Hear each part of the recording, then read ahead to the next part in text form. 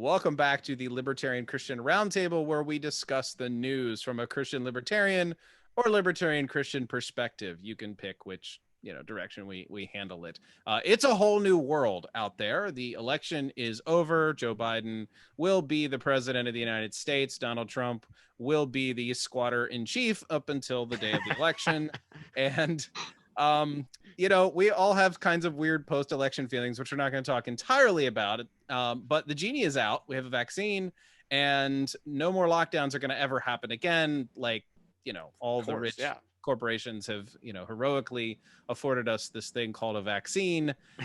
Kerry, are we right? There's not going to be any more lockdowns? Like, you're in New Mexico. They don't do lockdowns. Yeah, they don't. Sure. Yeah. Well, just keep in mind, Kerry, that this is a family-friendly show. No expletives allowed. Darn it. Okay, I have to swear like Norman now.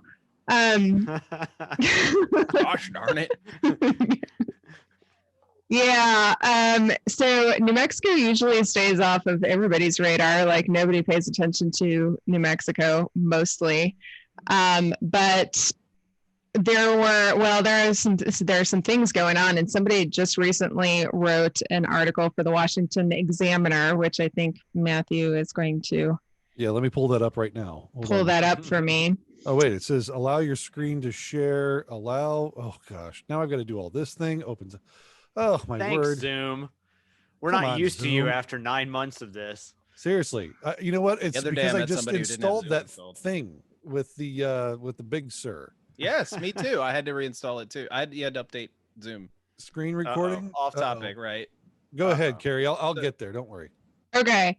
So, anyways, this is written by a man who lives here in New Mexico, and he's pointing out that the U.S. should kind of pay attention to what's going on in New Mexico with our governor, because we not only went onto lockdown 2.0, but things are getting quite a bit worse. I think the worst thing about it actually right now is that she is doing these, the governor, is doing these rapid response tests or something like that. And basically any business, so all non-essential businesses are shut down right now. But any essential business or school or what have you, that they find 4 positive tests from, they are also shutting down for 2 weeks so that they can go through some kind of decontamination. So right now we have several grocery stores that are being shut down, and this is causing huge long lines. People have been waiting. I saw today that people were waiting 3 hours in line to get let in, because not only here's your thing. National Security Agency. Whoops. I wish I was in charge of that thing. Oh, are you guys? Is this the wrong thing? Wrong screen. Sorry. Wrong libertarian channel. Sorry about that. There you go. So, at any rate, she's, she's locking down grocery stores, and there we go. There's the article.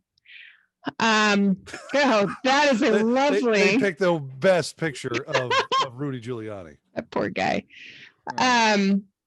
But so they not only have locked down essential businesses, they also have this rule in place that if so they're randomly testing employees at all of these businesses, and if a business gets 4 cases within 2 weeks, then that business has to shut down entirely, completely for 2 weeks while they decontaminate. And then they have also reduced the number of people who can be in a grocery store to 25%. So we have long lines waiting 3 hours long for food. We've had a run on toilet paper again, and a run on, all kinds of food again. Whenever somebody says a run on toilet paper, I just feel like can't not giggle. You can't giggle because it's like you got the runs and yeah. That was a very now that you explained joke. it, it's not funny. Yeah. Sorry. So anyways, her the here's the show was thing. act like 5 years old. Yeah. So here's the thing about New Mexico, especially about the governor, and this is what that article points out, is that she was tapped by Biden's campaign 2 months before before election day to be part of or a part of his transition team.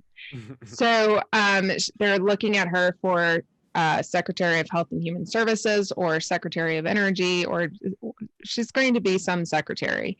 If that means she won't be your governor, so that's good news, right? That was sarcasm for those at home.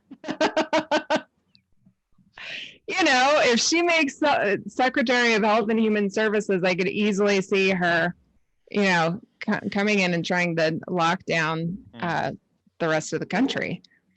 And she does not play nice. If you've ever heard any of her lectures to us, to New Mexicans, she literally sounds like the abusive mother who regrets having her children. That's how she talks to us. Okay, can I just say this? What a description. Because I heard this the other day, that's great. and I'm starting to agree with it, is that these governors who have draconian policies, especially, Governor Wolf here in Pennsylvania, and you've got Cuomo and the guy in New Jersey and New Mexico and Whitmer over in Michigan, they hate their people. They do.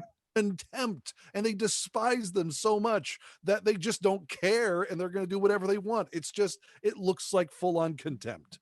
Yes, no, and she speaks with full-on contempt, and it's absolutely absurd. Everybody's tired of listening to her. I guess the upside in New Mexico is that one, law enforcement by and large is still not enforcing her rules. But she has deployed the National Guard, and the National Guard are the ones who are conducting these random spot tests on people. So that's a problem.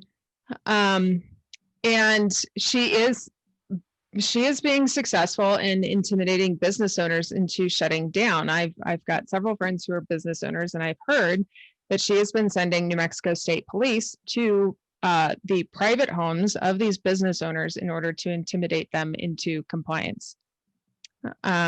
So, this is just, I have no doubt in my mind that this is something that the rest of the country will eventually see if she gets onto Biden's administration. Wow, that's like really disheartening to hear. Like, I thought that maybe we would be out the other end of this. And Matthew, we're at the other end of the country here. And how is it going in Pennsulvania? I actually, to be honest, I haven't actually watched the news because I'm just living my life. As you should. There should be no reason for you to actually deal with that kind of crap.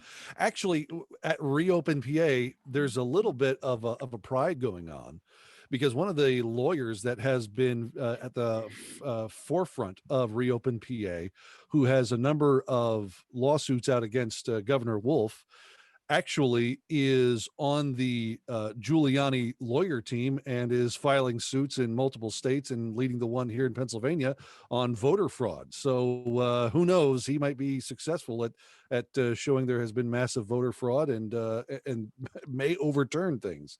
But that's been what's going on in the Reopen PA world. So wild. Huh. That is pretty wild. Yeah. I've had some conversations with him, and it's going to be interesting. I'll tell you that. So